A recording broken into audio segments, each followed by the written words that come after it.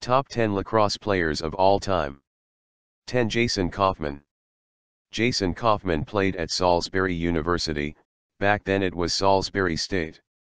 He was a 4-time first-team All-American, and his legend status notoriety comes from scoring a preposterous number of points in college, and doing so without being the biggest or fastest player. Coffman was a little, strong as an ox, and had great hands. He made everyone around him better and could finish inside as well as anyone. 451 points in college says this guy is a legend. Doing it at Salisbury doesn't hurt either. Coming off of 249 goals and 202 assists is even better. That's balance. 9. Jim Thorpe. Thorpe is regarded as pretty much the best American athlete of all time. His ability to play a multitude of sports, and excel at them all, is still unparalleled. Jim Brown, Deion Sanders, Bo Jackson, they've got nothing on this guy. So okay, he only played lax in high school, but that alone gets him on my legend list. He played a lot of sports, and lax was one of them. Because of his sporting stature overall, he makes my list. I'm only imagining what he did on the lacrosse field. But it's impressive nonetheless. See. Legend is all in our minds, but to be fair, there is not another athlete on this list that gets in on reputation alone. 8. John Grant Sr. Everyone knows about John Grant Jr. these days, and they have for years. His stick skills are the best in the world, he epitomizes one-handed box lacrosse effectiveness, and he learned it all from his dad.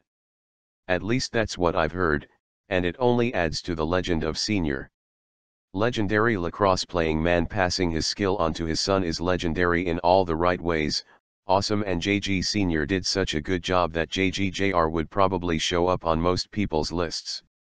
So Sr. makes mine. He's a legend in Canada, and deservedly so. With the exponential increase in Canadians in the NCAA, Sr.'s importance to the game will only increase. Legend. 7. Paul Gait. It's tough to put Paul at number 7. It really is. But honestly, in my mind, he gets overshadowed by Gary. Probably not fair at all, but again, legend status is all about perception. For me, Paul is less of a legend through story. It's more personal, yet limited, than that. Like I've said before, I got to cover Paul Gait once at Placid. 6. Dave Pietramala. The man simply changed the way defense was played in the sport of lacrosse. I've heard offensive players were terrified to run against him, and entire clears were designed to keep the ball away from Petro. He could run with anyone on the field and had a mean streak a mile wide.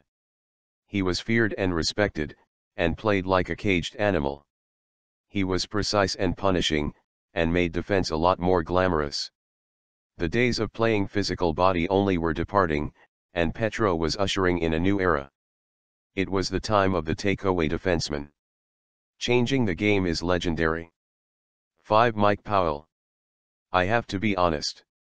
I miss watching MP play lax. At least he still writes some awesome stuff. He was so diverse in his skill set, so athletic, and extremely selfless. He took big hits, drew a ton of attention, and either smoked his man or found an open teammate.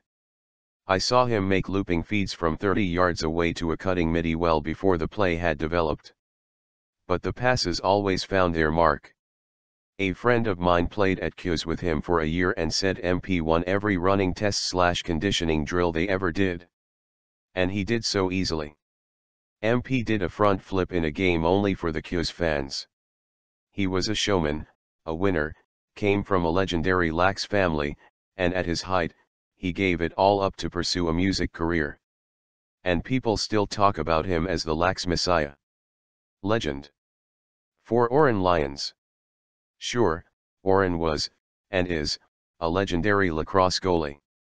Even at 81 he would probably be better than most in between the pipes. He was an All-American at Q's, played for an undefeated team his graduating year, and played a lot of club ball afterwards. 3. Jim Brown. Jim Brown is super famous for his glory on the football field, along with all of the amazing charitable work he has done. And his acting. That was pretty good too. He is a man that believes in helping his community, and all of that makes him a legend in general.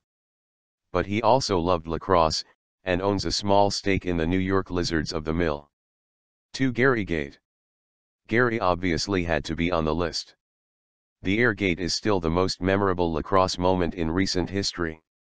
Gate played forever, for every sort of team under the Sunday. He won everywhere. Now he coaches women's lacrosse, where he also wins. He was the face of the sport for what seemed like eternity, and no one wanted to change that. 1. Jimmy Lewis. Yup. My number one legend is a bit different than most people's.